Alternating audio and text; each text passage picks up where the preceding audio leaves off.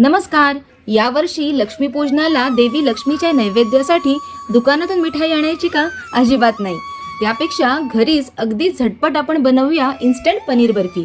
ही बर्फी इतकी मऊ आणि चविष्ट बनते की खाणाऱ्याला कळणार सुद्धा नाही की ती पनीरपासून बनवली आहे. आणि हो, स्वतःच्या हाताने बनवलेल्या प्रसादाची गोष्ट काही वेगळीच असते, नाही का? चला तर मग वेळ न घालवता रेसिपीला सुरुवात करूया. दिवाळीसाठी देवाच्या नैवेद्याला पनीरची इन्स्टंट बर्फी बनवण्यासाठी आपल्याला लागणार आहे पनीर. हे 1/2 किलो पनीर आहे जे मी खिसून घेतले. त्याचबरोबर 1/2 कप दुधाची पावडर, ही मी नेसलेची दुधाची पावडरच वापरलेली आहे, आणि अर्धा कप पिठी साखर. त्याचबरोबर आपल्याला लागणार आहे 3 टेबलस्पून साजूक तूप, फ्लेवरसाठी वेलची, केशर आणि सजावटीसाठी ड्रायफ्रूटचे काप. आता एका पॅनमध्ये मी थोडंसं हे साजूक तूप घालते आणि आता तुपामध्ये 1/2 कप मिल्क पावडर घालायचे.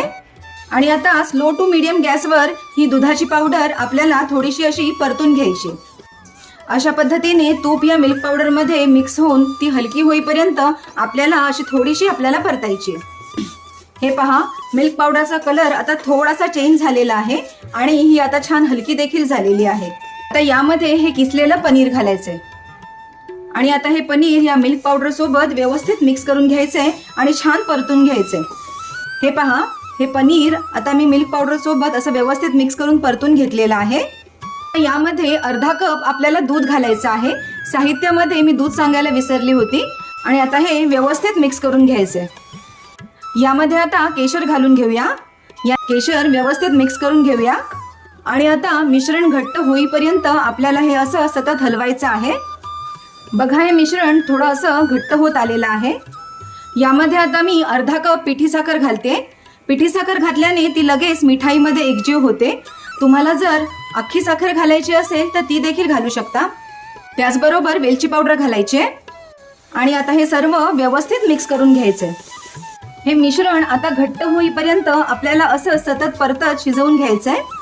लो टू मीडियम गॅसवर हे मिश्रण मी सतत असं परतून घेतलंय आणि तुम्ही बघू शकता आता हे घट्ट झालेलं आहे. मी आता गॅस बंद करते आणि आता याला आपण सेट करूया. सर्व मिश्रण मी प्लेटमध्ये काढून घेतलेलं आहे. आता हे व्यवस्थित प्लेटमध्ये पसरवून घेऊया.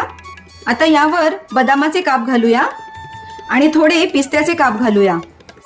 इन्स्टंट पनीर बर्फीचं मिश्रण व्यवस्थित आता थंड झालेलं आहे आणि ते सेटही झालेलं आहे. आता आपण बर्फी कट करून घेऊया. हे पहा, अशा पद्धतीने ही बर्फी मी डायमंड शेपमध्ये कट करून घेतलेली आहे. तुम्हाला जो शेप आवडतो त्या शेपमध्ये तुम्ही ही बर्फी कट करू शकता. हे पहा, किती मस्त दाणेदार, रवाळ आणि रसरशीत ही पनीरची इन्स्टंट बर्फी तयार झालेली आहे.